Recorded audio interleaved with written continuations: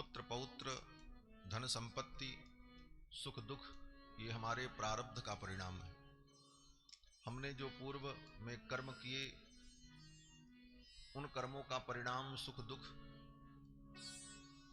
संपत्ति वैभव, पुत्र पौत्र, परिवार समृद्धि, ये सब हमारे पूर्वकृत कर्मों का परिणाम है। जैसा हमने किया है वैसा हम पाते हैं। काहु न को सुख दुख कर दाता, निज कृत कर्म भोग सब भ्राता। लेकिन सत्संग की प्राप्ति ये भगवान की कृपा का फल है। भगवान जब किसी जीव पर कृपा करते हैं, जीवे दुखाकुले विष्णु कृपा काप्युपजायते, जीव को संसार चक्र में नाना योनियों में भ्रमण करते हुए, ऊकर सूकरादि अनेक योनियों में भ्रमण करते हुए जीव के दुख को देखकर भगवान को जब करुणा आती है तो भगवान करुणा के परवश होकर उस जीव को सत्संग प्रदान करते, और सत्संग में आकर भगवान की कथा को सुनकर भगवान के स्वरूप को, स्वभाव को, प्रभाव को जीव जानकर भगवान के प्रति अनुरक्त होता है। संसार से उसे धीरे धीरे वैराग्य होता है और भगवान के चरणों में उसकी भक्ति दृढ़ होती है। यही जीव के कल्याण का एक सुंदर क्रम बताया गया है शास्त्र।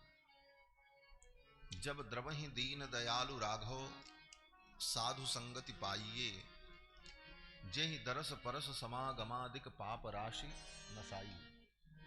जब भगवान की कृपा और करुणा होती है तो जीव को सत्संग की प्राप्ति होती है। कल के प्रसंग में आप सभी लोगों ने श्रवण किया कि देवर्षि नारद के प्रयास से भक्ति महारानी और ज्ञान वैराग्य तीनों स्वस्थ हो गए, आनंदित हो गए। नारद जी महाराज ज्ञान वैराग्य भक्ति को उपनिषद, गीता, वेद वेदांत सुना करके थक गए, लेकिन ज्ञान वैराग्य ठीक नहीं हुए। तो नारद जी जब सनकादिकों के पास गए और सनक सनंदन सनातन सनत कुमार ने कहा कि श्रीमद् भागवत की कथा सुनकर के ज्ञान वैराग्य भक्ति तीनों ठीक हो जाएंगे, स्वस्थ हो जाएंगे, वो युवा हो जाएंगे, तो नारद जी को बड़ी प्रसन्नता हुई। नारद जी भागवत के विषय में पहले से ही जानते थे। देवर्षि नारद को ही भागवत का प्रथम ज्ञान ब्रह्मा जी ने दिया। भागवत तत्व का ज्ञान भगवान नारायण ने ब्रह्मा जी को दिया, ब्रह्मा जी ने देवर्षि नारद को दिया, और नारद जी ने ही आकर के भागवत का ज्ञान वेदव्यास जी को दिया, और तब वेदव्यास जी ने उसे लिपिबद्ध किया, लिख करके पुस्तक के रूप में प्रकट किया, ग्रंथ के रूप में प्रकट किया। और फिर वेदव्यास जी ने वो ज्ञान अपने पुत्र शुकदेव को दिया। फिर शुकदेव जी ने समय आने पर राजा परीक्षित को सुनाया, और जब सुखदेव जी ने राजा परीक्षित को सुनाया उसी समय श्री सूत जी महाराज ने इसे श्रवण किया, और समय आने पर श्री सूत जी महाराज ने नैमिषारण्य में 88,000 शौनकादि महर्षियों को सुनाया। ये भागवत की क्रम परंपरा है। किस परंपरा से ये भागवत का ज्ञान सर्वत्र फैला? तो नारद जी महाराज इस परंपरा में प्रारंभ से ही जुड़े हैं। भगवान ने ब्रह्मा जी को यह ज्ञान दिया, ब्रह्मा जी ने नारद जी को, लेकिन स्वयं नारद जी भी इसकी महिमा नहीं जान पा रहे कि इसकी इतनी महिमा है। इस भागवत के सुनने से ज्ञान वैराग्य भक्ति तीनों स्वस्थ हो जाते हैं, भक्ति युवा हो जाती है, ज्ञान वैराग्य मजबूत हो जाते हैं, दृढ़ हो जाते हैं। ये बात उन्हें पता नहीं थी। और जब यही बात सनकादिकों ने कहा, सनकादिकों ने कहा, देवर्षि आप तो स्वयं भागवत के वक्ता हैं, आपने ही व्यास जी को ज्ञान दिया और आप इसकी महिमा को नहीं जानते। अरे इसकी बड़ी अद्भुत महिमा है। इस कथा से ज्ञान वैराग्य भक्ति तीनों स्वस्थ हो जाएंगे और आपका संदेह दूर हो जाएगा, आपका प्रयास सफल होगा। तब नारद जी बड़े प्रसन्न हुए और नारद जी ने बड़ी एक अच्छी बात कही, सत्संग की महिमा उन्होंने कही। नारद जी ने कहा, मुनिवर इसीलिए सत्संग की जीवन में जरूरत होती है। भागवत जी तो हम भी जानते थे और हमने ही व्यास जी को संक्षेप में सुनाया भी था, लेकिन इसकी इतनी महिमा है, आज जब आपका सत्संग हमें मिला तब ये ज्ञान प्राप्त हुआ। नारद जी ने यही कहा। और ये सत्संग मिलता कब है? तो नारद जी कहते हैं जब जीव का भाग्योदय होता है तभी ये सत्संग भी मिलता है। और नारद जी ने सनकादिकों से कहा कि भाग्योदयेन बहुजन्म समर्जितेन सत्संगमं च लभते पुरुषो यदा वै अज्ञान हेतु कृत मोह मदांधकार नाशं विधाय हि तदोदयते विवेकः। नारद जी कहते हैं, हे मुनिवर, जब जीव का भाग्योदय होता है तो उसे सत्संग की प्राप्ति होती है। आज हमारा भाग्योदय हुआ कि आपका सत्संग हमें मिला और आपने भागवत की महिमा हमें समझा दी। भागवत तो हमारे पास थी, भागवत का ज्ञान भी मुझे था, लेकिन इसकी महिमा इतनी है ये मुझे ज्ञान नहीं था। और जब तक महिमा का ज्ञान न हो तब तक वस्तु रहते हुए भी उस वस्तु का लाभ हमें नहीं मिलता है। आपके जेब में 2000 रुपए की नोट हो, लेकिन आप उसकी महिमा न जानो कि इसका महत्व कितना है, इससे हम क्या क्या कर सकते हैं, क्या क्या खरीद सकते हैं, इससे कोई वस्तु मिल सकती है, इसका ज्ञान अगर नहीं है तो लाल रंग की नोट आप रखे रहो पॉकेट में, पूरी बाजार घूम करके चले आओगे, भूखे प्यासे चले आओगे, कुछ नहीं मिलेगा। लेकिन अगर उसकी महिमा का ज्ञान है तो आप उसका उपयोग करके उसका लाभ प्राप्त कर सकते हैं। लेकिन ये महिमा का ज्ञान तो कोई बतावे तब हो। तो नारद जी कहते हैं कि आपका सत्संग मिला तो भागवत की महिमा हमें समझ में आई कि भाग्योदयेन बहुजन्म समर्जितेन सत्संगमं च लभते पुरुषो यदा वै। जब जीव का भाग्योदय होता है तब उसे सत्संग की प्राप्ति होती है। और सत्संग में आकर के अज्ञान का हेतु जो मोह है, मोह ही अज्ञान का हेतु है। यहां अज्ञान का मतलब अनपढ़ गंवार से नहीं है। आज जो अनपढ़ गंवार शब्द का प्रयोग हम करते हैं, अनपढ़ गंवार का मतलब जिसको अक्षर का ज्ञान न हो, स्कूल विद्यालय न गया हो, वो अनपढ़ गंवार। लेकिन बड़े बड़े स्कूल में जाकर, बड़े बड़े कॉलेजेस में पढ़ करके भी व्यक्ति गंवार होता है, अनपढ़ होता है। अक्षर ज्ञान तो उसे होता है, लेकिन तत्व ज्ञान नहीं होता, सत्य का ज्ञान नहीं होता, ईश्वर का ज्ञान नहीं होता, आत्मा का बोध नहीं होता। इसलिए सब बड़ी बड़ी पढ़ाई पढ़ने के बाद भी वो अज्ञानी है। यहां उस ज्ञान की बात की गई है जिस ज्ञान के द्वारा अपने स्वरूप का बोध हो। यहां उस ज्ञान की बात की गई है जिस ज्ञान के द्वारा परमात्मा के स्वरूप का बोध हो। यहां पर उस ज्ञान की बात की गई है जिस ज्ञान के द्वारा संसार की नश्वरता का बोध हो जाए कि यह संसार नाशवान है। इसलिए कहते हैं कि अज्ञान हेतु कृत मोह मदांधकार। अज्ञान का हेतु क्या है? बोले मोह। हम पढ़ लिख करके भी, बहुत बड़ी बड़ी पदवियों को प्राप्त करके भी मोह में पड़े रहते हैं और उस मोह के कारण हमें अज्ञान बना रहता है। अनेक किताबी ज्ञान तो हो जाता है, पुस्तकीय ज्ञान हो जाता है, यहां तक हम जान जाते हैं जमीन में क्या है, आसमान में क्या है, चंद्रमा पर क्या है, मंगल पर क्या है, ये सब पढ़ लेते हैं। समुद्र के अंदर क्या है, क्या क्या वस्तुएं हैं, शरीर के एक एक पार्ट्स का ज्ञान हो जाता है साइंस पढ़ करके कि शरीर के अंदर कौन कौन से अंग हैं, उनकी प्रक्रिया क्या है, सब ज्ञान। लेकिन स्वयं का ज्ञान नहीं हो पाता कि हम कौन हैं। यही अज्ञान है। कहते हैं ये अज्ञान क्यों है? बोले मोह के कारण। और मोह क्या है? मोह का मतलब संसार की वस्तुओं को, दृश्य पदार्थ को ही हम सत्य मान बैठे, यही मोह है। इस मोह के कारण हम अज्ञान से आवृत होकर वास्तविक तत्व को नहीं जान पाते। लेकिन ये वास्तविक तत्व का बोध कैसे मिले? बोले पहले मोह दूर हो। मोह दूर हो तो अज्ञान दूर हो। और ये कब होगा? कहते हैं जब जीव सत्संग में आएगा तभी होगा। अज्ञान हेतु कृत मोह मदांधकार नाशम विधाय हि तदोदयते विवेकः। और जब मोह, अज्ञान इनका नाश होगा तभी विवेक की उत्पत्ति होगी। विवेक क्या है?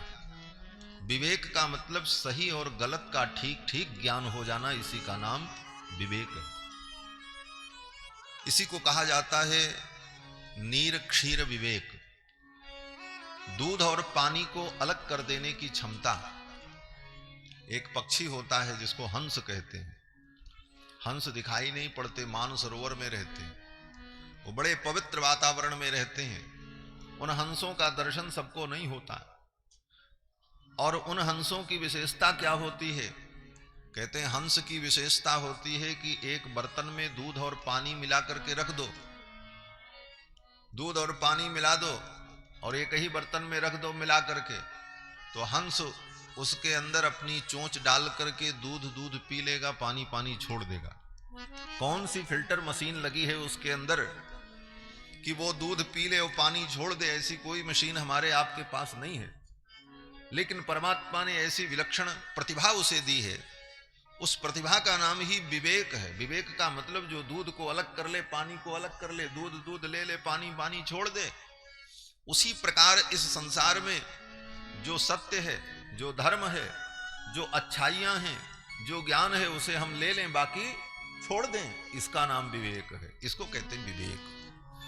और इस विवेक की उत्पत्ति तभी होगी जब हम निरंतर सत्संग करें, बार बार संत महापुरुषों के चरणों में बैठकर शास्त्रीय उपदेश को, वेद पुराण रामायण गीता भागवत आदि शास्त्रों के उपदेश को बार बार जब हम श्रवण करेंगे, तभी इस विवेक की उत्पत्ति होगी। इसी बात को गोस्वामी तुलसीदास जी ने अपनी रामायण में मानस जी में एक चौपाई में कहा, मोह बिनु सत्संग विवेक न होई, बिनु सत्संग विवेक न होई, राम कृपा बिनु सुलभ न सोई, राम कृपा बिनु सुलभ न सोई, राम कृपा बिनु सुलभ न सोई, राम कृपा बिनु सुलभ न सोई, बिनु सत्संग विवेक न होई, बिनु सत्संग विवेक न होई, बिनु सत्संग विवेक। बिना सत्संग के इस विवेक की प्राप्ति नहीं हो सकती। बिनु सत्संग विवेक न होई। और सत्संग कैसे होगा? तो आगे की पंक्ति में गोस्वामी तुलसीदास जी महाराज कहते हैं, राम कृपा बिनु सुलभ न सोई। जब तक राम जी की कृपा नहीं होगी तब तक सत्संग सुलभ नहीं होगा। इसीलिए मैंने प्रारंभ में कहा कि भगवान की जब कृपा होती है तभी जीव को सत्संग की प्राप्ति होती है। जब द्रवहि दीन दयालु राघव, साधु संगति पाइए, जेहि दरस परस समागमादिक पाप राशि नसाई। तो भगवान की जब कृपा होती है तो जीव को सत्संग की प्राप्ति होती है और तभी जीव को विवेक की प्राप्ति होती है।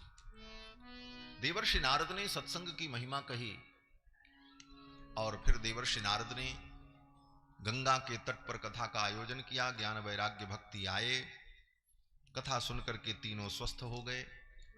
इसी कथा के क्रम में सनक सनंदन सनातन सनत कुमार ने धुंधकारी का उपाख्यान सुनाया कि धुंधकारी जैसा प्रेत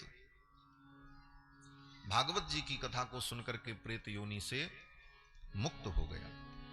और फिर कथा के अंत में गंगा के तट पर जहां कथा हो रही थी, सभी लोगों ने बड़े धूमधाम से भगवान का संकीर्तन किया, भगवान नाम संकीर्तन किया। भगवान की कथा में भगवान नाम संकीर्तन का बहुत बड़ा महत्व है। संकीर्तन से ही कथा प्रारंभ होती है और मध्य में भी संकीर्तन, और जब कथा पूर्ण होती है तब भी संकीर्तन। और भागवत के तो अंत में सबसे अंतिम श्लोक में भी कीर्तन की ही महिमा का वर्णन किया है। भागवत जी में 18,000 श्लोक हैं और अंतिम 12वें स्कंद के अंतिम अध्याय के अंतिम श्लोक में सबसे अंत में सूत जी महाराज यही कहते हैं कि नाम संकीर्तनम यस्य सर्व पाप प्रणाशनम प्रणामो दुख समनः तम नमामि हरिम परम। भागवत के समापन में भी यही कहते हैं कि भगवान का नाम संकीर्तन ही जीव के समस्त पापों का नाश करने वाला है। पाप के कारण ही हमारे अंदर सद्बुद्धि नहीं आती, पाप के कारण ही दुर्बुद्धि बनी रहती, पाप के कारण ही दुर्विचार उत्पन्न होते हैं, पाप के कारण ही दुष्प्रवृत्तियां उत्पन्न होती हैं। तो पहले पाप मिट जाए तो दुर्विचार खत्म हो जाए, दुर्वृत्तियां खत्म हो जाएं। बोले पाप कैसे खत्म हो? बोले पाप को समाप्त करने का एक ही उपाय है, भगवान के नाम का कीर्तन करते रहो। राम ही सुमिरिय गाई राम ही संतत सुनिय राम गुण ग्राम। बार बार भगवान के नाम का उच्चारण करते रहो, बार बार भगवान के नाम का स्मरण करते रहो। भागवत के अंत में भी यही कहते हैं, नाम संकीर्तनम यस्य सर्व पाप प्रणाशनम प्रणामो दुख समनः तम नमामि हरिम परम। नाम संकीर्तनम यस्य, जिन प्रभु का नाम संकीर्तन सर्व पाप प्रणाशनम, समस्त प्रकार के पापों का नाश करने वाला है। प्रणामो दुख समनः, जिन भगवान को प्रणाम करने पर सारे दुखों का समन हो जाता है। तम नमामि हरिम परम, ऐसे भगवान श्री हरि को मैं प्रणाम करता हूं। तो नाम संकीर्तन की बड़ी महिमा। गंगा के तट पर नारद जी ने जब कथा का आयोजन किया, ज्ञान वैराग्य भक्ति ने श्रवण किया, तो कथा के अंत में वहां कीर्तन हुआ। जब कीर्तन हुआ, बड़े भाव से सब भक्तों ने कीर्तन किया। उस कीर्तन में श्री सुखदेव जी महाराज कहीं से घूमते घूमते आ गए। परिभ्रमण समायातः सुको योगेश्वरस्तदा, परिभ्रमण समायातः, घूमते घूमते कहीं से श्री सुखदेव जी महाराज सुको योगेश्वरस्तदा, सुखदेव जो योग योगेश्वर हैं, परम योगी हैं, वेदव्यास जी के पुत्र हैं, श्री सुखदेव जी महाराज भी वहां आ गए। जब सुखदेव जी आए तो सभी लोगों ने सुखदेव जी को प्रणाम किया। तो सुखदेव जी ने भी एक श्लोक कहा और भागवत की महिमा कह दी। क्या कहा? बोले, निगम कल्पतरोर गलितम फलम शुकमुखादमृतद्रव संयुतम पिबत भागवतम रसमालयम मुहुरहो रसिका भुवि भावुकाः। देखो, ये भागवत जी की कथा बड़ी गंभीर कथा है।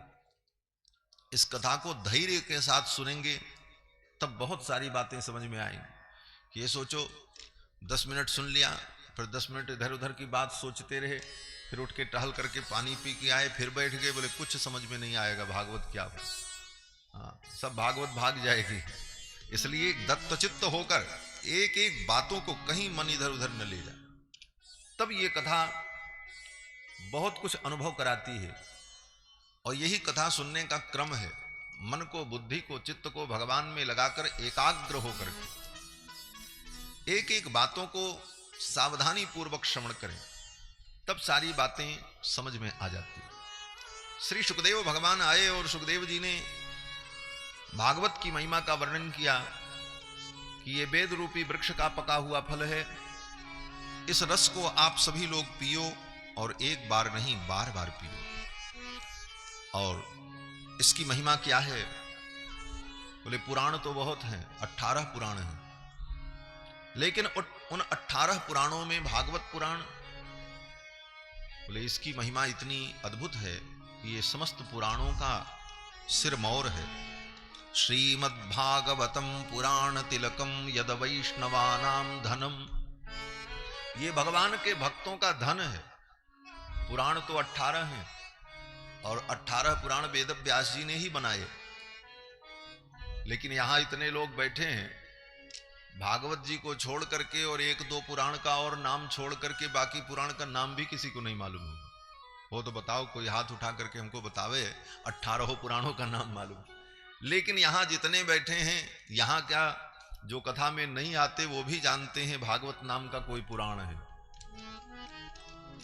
क्यों? बोले भागवत की इतनी महिमा है कि गली गली में, घर घर में, नगर नगर में भागवत जी की कथा होती रहती। बाकी पुराण सब विद्वान लोग पढ़ते हैं, उनका चिंतन करते हैं, जरूरत पड़ती है तो उनमें विषयों का अन्वेषण करते हैं, खोजते हैं किस पुराण में क्या लिखा है, कहां क्या है। लेकिन अनुशीलन और रसास्वादन और कथा श्रवण तो भागवत जी का जितना होता है, इतना अन्य किसी पुराण का नहीं होता। कारण कि ये भागवत पुराण परम सात्विक पुराण है। इस सात्विक पुराण में परम तत्व का ज्ञान है और यथार्थ ज्ञान का, वास्तविक वस्तु का ज्ञान है। इसीलिए भागवत के प्रारंभ में ही वेद व्यास जी ने लिखा कि धर्म प्रोज्झित कई तवोत्र परमो निरमत्सराणाम सताम वेद्यम वास्तवमत्र वस्तु शिवदम तापत्रयोन्मूलनम। कहते हैं धर्म प्रोज्झित कई तवोत्र परमो निरमत्सराणाम सताम। इस ग्रंथ को जो मैं लिखने जा रहा हूं, वेद व्यास जी कहते हैं कि धर्म के अंदर जो कपट था उस कपट को मैंने निकाल दिया। धर्म प्रोज्झित कैतवः, कैतव माने कपट, कपट को धर्म के अंदर से निकाल करके शुद्ध धर्म का इस ग्रंथ में हमने निरूपण किया है। ये भागवत के प्रारंभ में ही वेद व्यास जी ने प्रतिज्ञा की। धर्म प्रोज्झित कैतवोत्र परमो निर्मत्सराणाम सताम। और इस तत्व को, इस रस को, इस ज्ञान को कौन ग्रहण करते हैं? बोले निर्मत्सर पुरुष, जिनको जीवन में किसी से मत्सर नहीं है। मत्सर किसे कहते? बोले पर सुख, अहिष्णुत्व, असहिष्णुत्व, जो दूसरे के सुख को सहन न कर सके उसको मत्सर कहते हैं। मत्सर एक दुर्गुण होता है। मत्सर जिसके अंदर होता है वो दूसरे को सुखी नहीं देख सकता। देख न सकहीं पराई विभूति, उसको कहते हैं मत्सर। और ये मत्सर शब्द जो है ना, इसी से बना है मच्छर। ये मच्छर शब्द भी इसी से बना है। मत्सर का ही अपभ्रंश शब्द जो है वो मच्छर है। क्यों? बोले मच्छर का भी वही काम होता है। दिन भर आप काम करते रहो, खूब हंसते खेलते रहो, तब तक आपको मच्छर परेशान नहीं करेगा। लेकिन ज्यों ही आप सोने गए आराम करने, बस उसको टेंशन हुआ कि अब इसको सुख मिल रहा, चलो, फिर आते ही तुरंत कान के पास भन्न भन्न करके आपको डिस्टर्ब करके सोना मुश्किल कर दे। तो मच्छर का काम क्या है? बोले आपका सुख नहीं देख सकता। जब तक आप थके थे, काम कर रहे थे, तब तक उसने कुछ आपको परेशान नहीं किया। लेकिन जब आप सुख की चाहना में विश्राम करने गए तो मच्छर ने आकर के आपको परेशान कर दिया। क्यों? बोले वो सुख नहीं देख सकता, इसीलिए उसका नाम मच्छर है। इसी को कहते हैं मत्सर। तो मच्छर के ही समान जो मत्सर प्राणी हैं, जिनके अंदर मत्सर नाम का दुर्गुण है, वे किसी को सुखी नहीं देख सकते। और निर्मत्सर पुरुष कौन है? बोले जिनके अंदर ऐसा दुर्गुण नहीं, जो सबको सुखी देखना चाहते। सर्वे भवन्तु सुखिनः सर्वे सन्तु निरामयाः सर्वे भद्राणि पश्यन्तु मां कश्चित् दुःख भाग भवेत्। ऐसा उद्घोष जिनके हृदय से निकलता हो, ऐसे महापुरुष जो निर्मत्सर पुरुष हैं, वे निर्मत्सर पुरुष इस भागवत तत्व का अनुशीलन करते, वो इस रस का अनुभव करते, उनके लिए ये ज्ञान है। कहते हैं निर्मत्सराणाम सताम वेद्यम वास्तव मत्र वस्तु शिवदम। और इस ग्रंथ के द्वारा हमें वास्तविक तत्व का बोध होता है। वेद्यम वास्तव मत्र वस्तु शिवदम। वास्तविक वस्तु क्या है? वस्तु का मतलब होता है जो वस्तुतः हो, जिसकी वास्तविकता हो, उसी को वस्तु कहते हैं। लेकिन यहां समझाने के लिए कहते हैं कि वास्तविक वस्तु क्या है। वस्तु कहने से ही वास्तविक हो जाता है अर्थ। लेकिन वास्तविक कहने का मतलब यह है कि जितनी वस्तुएं हमें दिखाई पड़ रही हैं दुनिया में, इन सब के अतिरिक्त जो परम तत्व परमात्मा है, वही वास्तविक तत्व है। उस तत्व का बोध इस ग्रंथ से होता है। वेद्यम वास्तवमत्र वस्तु शिवदम।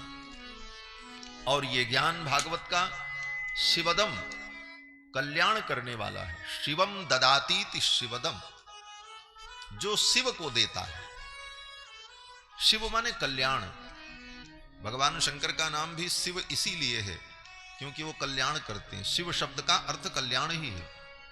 तो शिवम कल्याणम, जो कल्याण प्रदान करता है, इसलिए शिवदम।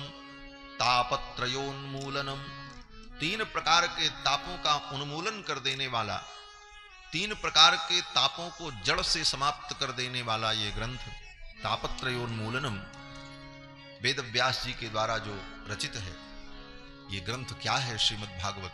कहते हैं ये वैष्णवों का कंठहार है।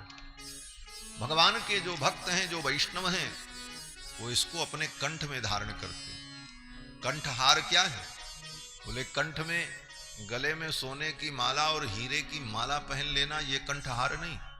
वास्तविक कंठहार क्या है? बोले हमारे कंठ में भगवान का नाम हो, भगवान की कथा हो, भागवत के श्लोक हो। रामायण गीता के श्लोक हों, रामायण की पंक्तियां हों, यही वास्तव में कंठहार है जो हमारे कंठ को शोभित करता है। नहीं तो गले में तो कुत्ते के भी चैन पहना देते हैं बड़े लोग। हाँ, अमीर लोग अपने कुत्तों को भी सोने की चैन पहना देते हैं। तो सोने की चैन पहन लेने से गले की शोभा नहीं है। वास्तविक शोभा गले की क्या है बोले, जिसके गले में, जिसके कंठ में भगवान का नाम हो, भगवान की कथा हो, सुंदर भगवान के भागवत जी के श्लोक हों, यही इसका भूषण है। तो कहते हैं श्रीमद्भागवतम पुराण तिलकम यद वैष्णवानाम धनम, और ये भागवत पुराण वैष्णवों का, भगवान के भक्तों का धन है। यस्मिन् पारमहंसमेवम् अमलम ज्ञानम परम गीयते, जिस पुराण में परमहंसों का ज्ञान, परमहंसों के लिए जो ज्ञान है, उस अमल ज्ञान का, विशुद्ध ज्ञान का वर्णन किया गया। यत्र ज्ञान विराग भक्ति सहितम नैष्कर्म्यमाविष्कृतम, जिस पुराण में ज्ञान वैराग्य भक्ति के सहित निष्काम धर्म, परम धर्म, भागवत धर्म का निरूपण किया गया, ऐसा भागवत ग्रंथ तच्छृण्वन् प्रपठन् विचारण परो भक्त्या विमुच्येन्नरः, जो इस ग्रंथ को पढ़ता है, जो इस पर विचार करता है, जो इस ग्रंथ का चिंतन करता है, वो माया से मुक्त होकर भक्ति के द्वारा भगवान के चरणारविंद को प्राप्त कर लेता है। ये इसकी महिमा कौन कह रहे हैं बोले, सुखदेव जी कह रहे हैं। वहां गंगा के तट पर घूमते घूमते आ गए। अब सुखदेव जी कह रहे हैं देखो ये रस बड़ा दुर्लभ है। स्वर्गे सत्ते च कैलासे वैकुंठे नास्त्ययम रसः, ये भगवान की कथा का रस, भागवत का रस स्वर्ग में नहीं है। स्वर्ग में बाकी सब रस है, सोम रस है, लेकिन ये रस नहीं। और बाकी अनेक रस हैं, स्वर्ग में सब रस मिलेगा, लेकिन ये भागवत कथा का रस स्वर्ग में नहीं है। ये सुखदेव जी कह रहे हैं स्वर्गे सत्य, सत्य लोक में भी ये रस नहीं है, कैलासे, कैलाश में भी नहीं, वैकुंठे नास्ति